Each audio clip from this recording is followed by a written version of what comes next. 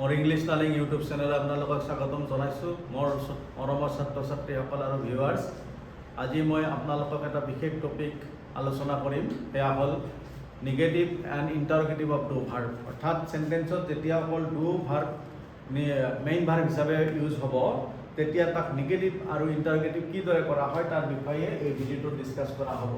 So' here I am writing the title of the topic negative and interrogative of do verb and interrogative of do verb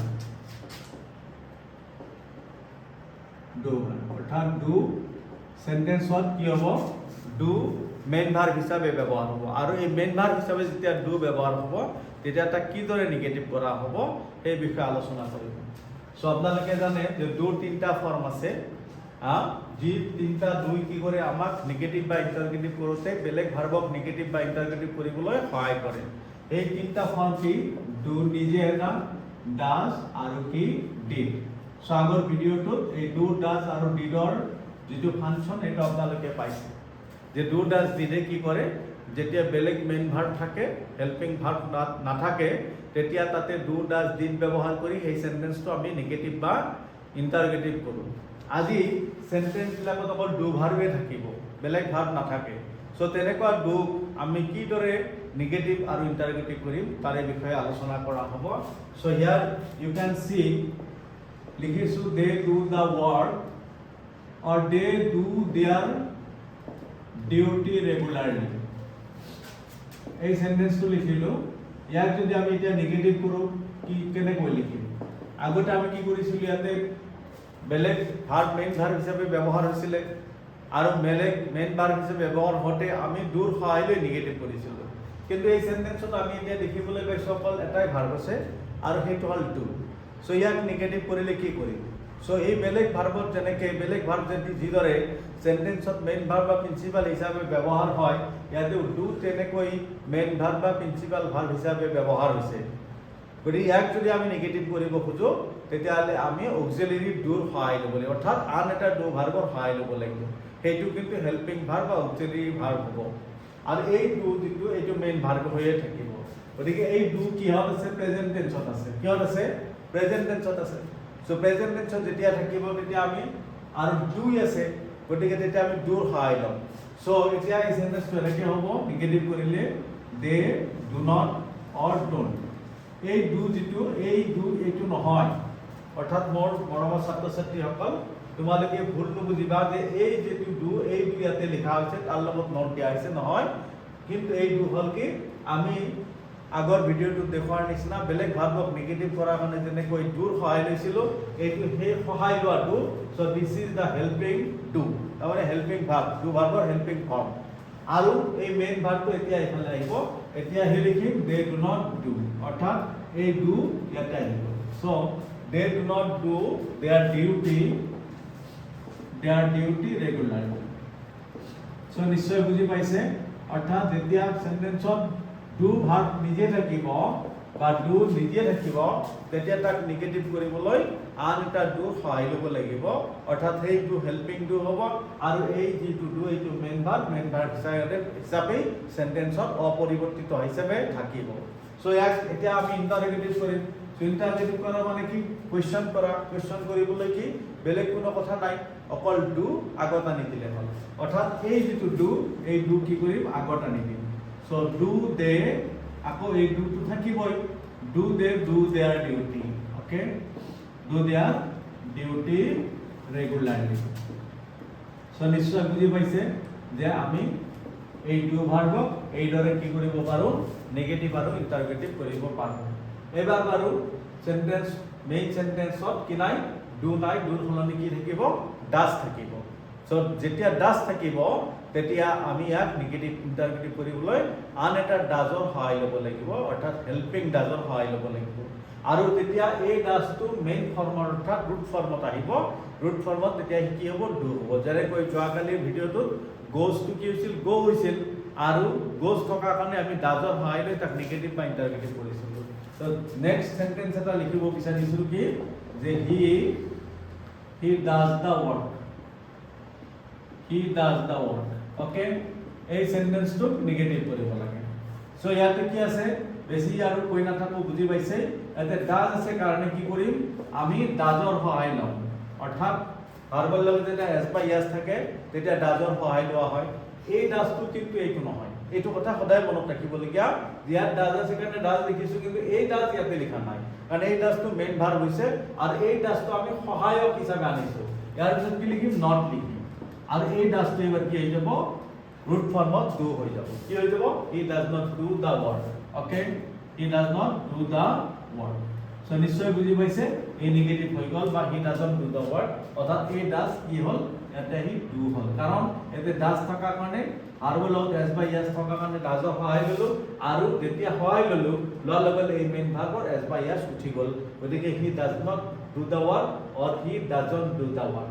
So বেছিভাগ পৰীক্ষাত এনেকুৱা sentence আহি থাকে। So মৰমৰ ছাত্ৰ ছাত্ৰীসকল আপোনালোকে নিশ্চয় চাই থাকিব আৰু বুজিবলৈ চেষ্টা কৰিব, অলপ গুৰুত্ব দিলে বুজি পাব যে কিদৰে ডু ভাৰ্বক আমি নেগেটিভ বা ইন্টাৰগেটিভ কৰি আছো। কেতিয়াবা কনফিউজন হ'ব পাৰে, আচলতে একো কনফিউজন হ'বলগীয়া নাই। এই ডু বা ডাজৰ ঠাইত যদি বেলেগ ভাৰ্ব থাকে আৰু বেলেগ ভাৰ্ব থাকিলে যিদৰে আমি ডু বা ডাজ বা ডিডৰ সহায় লওঁ, ঠিক সেইদৰেই ইয়াতে আমি কি ডু ডাজ ডিডৰ সহায় লৈ আছো, আৰু ডু ভাৰ্ব একেটাই ফৰ্ম হোৱাৰ কাৰণে অলপ কনফিউজন হৈ আছে, কিন্তু সেইটো আৰু নাথাকিলেও যদি আমি প্ৰেক্টিছ কৰো। সো এবাৰ কি হ'ব, ডাজ আগত আনিম, একেই does he do the work. Okay, does he do the work, question mark দিয়ে দিলো, আর এইটো ইন্টারগেটিভ হৈ গল। এবাৰ আমি সেন্টেন্সত কি লিখিম, এই ডুৰ পাস্ট টেন্স ইউজ কৰিম, অৰ্থাৎ ডিড ব্যৱহাৰ কৰিম। কি কৰিম, ডিড ব্যৱহাৰ কৰিম। কি হ'ব, the boy did the sum, the boy did the sum yesterday. লৰাজনে কি কৰিছিল, যোৱাকালি অংকটো কৰিছিল। ই এফাৰ্মেটিভ বা assertive, সো ইয়াক নেগেটিভ কৰিম। মেইন ভাৰ্ব ডিড হয় আৰু ডিড পাস্ট টেন্সত আছে, ডেফিনেটলি যেতিয়া পাস্ট টেন্সত থাকিব তাক নেগেটিভ বা ইন্টাৰগেটিভ কৰিবলৈ আমি কি কৰিম, বেলেগ এটা ডিডৰ সহায় লম আগৰ নিচিনাই। গতিকে কি হ'ব, the boy did not, এই যেতিয়া ডিডৰ সহায় লৈ ললো তেতিয়া এই ডিড মেইন ভাৰ্বটো কি হৈ যাব, ইয়াৰ প্ৰেজেন্ট টেন্সত ফৰ্মত আহিব ডু। সো এইটোৱে কৰিবলগীয়া, did not do. Okay, did not do, the boy did not do the sum yesterday, do the sum yesterday. So very simple. I hope you have not got anything difficulty to understand this. আপোনালোকে বুজিবলৈ কি হোৱা নাই, কোনো ধৰণৰ অসুবিধা হোৱা নাই বুলি মই ভাবি আছো। যিয়ে নহওক, নেক্সট ইয়াক যদি ইন্টাৰগেটিভ কৰো, একেই কথা, ডিড আগত আহিব, did the boy do the sum yesterday. Okay, did the boy do the sum yesterday, ইন্টাৰগেটিভ হৈ গল। সো এনেকৈ আমি ডু ভাৰ্বক নেগেটিভ আৰু ইন্টাৰগেটিভ কৰিব পাৰো। আৰু সেন্টেন্স কেইটা আৰু এবাৰ মই আপোনালোকলৈ পঢ়ি দিছো আপোনালোকৰ সুবিধাৰ্থে। কি প্ৰথম সেন্টেন্সটো হ'ল, they do their duty regularly, ইয়াৰ নেগেটিভ ফৰ্ম হ'ল they do not do their duty regularly. Again, do they do their duty regularly, এইটো হ'ল ইন্টাৰগেটিভ সেন্টেন্স। নেক্সট আহিছো, হি ডাজ দ্য ওয়াৰ্ক, ইয়াক যেতিয়া আমি নেগেটিভ কৰিম তেতিয়া কি হ'ব, he does not do the work, negative হৈ গল। আকৌ ইয়াক ইন্টাৰগেটিভ কৰিলে কি লিখিব লাগিব, does he do the work, interrogative হৈ গল। আকৌ নেক্সট সেন্টেন্সত আহিলো, the boy did the sum yesterday, ই পাস্ট টেন্সত আছে, পাস্ট টেন্সত থকা কাৰণে পাস্ট টেন্সত ডিডৰ সহায় লৈ ইয়াক নেগেটিভ কৰিলো, আৰু main verb did to do হৈ গল। কি হ'ল, the boy did not do the sum yesterday. Again ইয়াক যদি ইন্টাৰগেটিভ কৰা হয় কিদৰে লিখিব লাগিব, did the boy do the sum yesterday. So আটাইবোৰ সেন্টেন্সক, আটাইকেইটা সেন্টেন্সক আমি আকৌ নেগেটিভ ইন্টাৰগেটিভো কৰিব পাৰোঁ। যেনেকৈ they do not do the work their duty regularly, ইয়াক যদি নেগেটিভ ইন্টাৰগেটিভ কৰো তেতিয়াহ'লে কি লিখিম, do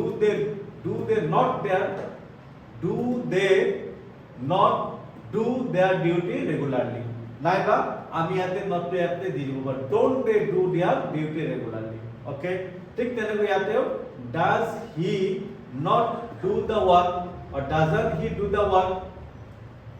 Next, did the boy do the sum yesterday, didn't the boy do the sum yesterday, নাইবা did the boy not do the sum yesterday। অর্থাৎ প্ৰত্যেকটো সেন্টেন্সক negative আৰু ইন্টাৰগেটিভ বেলেগ বেলেগকৈ কৰি দেখুৱাইছো। আকৌ প্ৰতিটো সেন্টেন্সক একেলগে নেগেটিভ ইন্টাৰগেটিভ কৰিব পাৰো। কেতিয়াবা আমাৰ তেনেকুৱা হয়, যেনেকৈ তুমি কামটো কৰা, you do the work, তুমি কামটো কৰিছিলা, you did the work, তুমি কামটো কৰা নাছিলা, you did not do the work।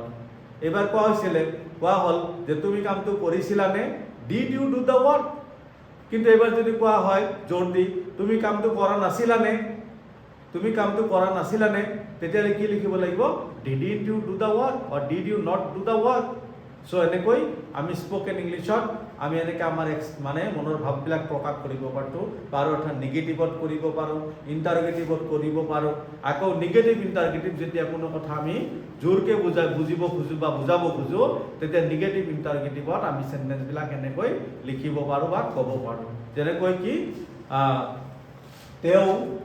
তেওঁ ৰাতিপুৱা অংক কৰে, he does sums in the morning,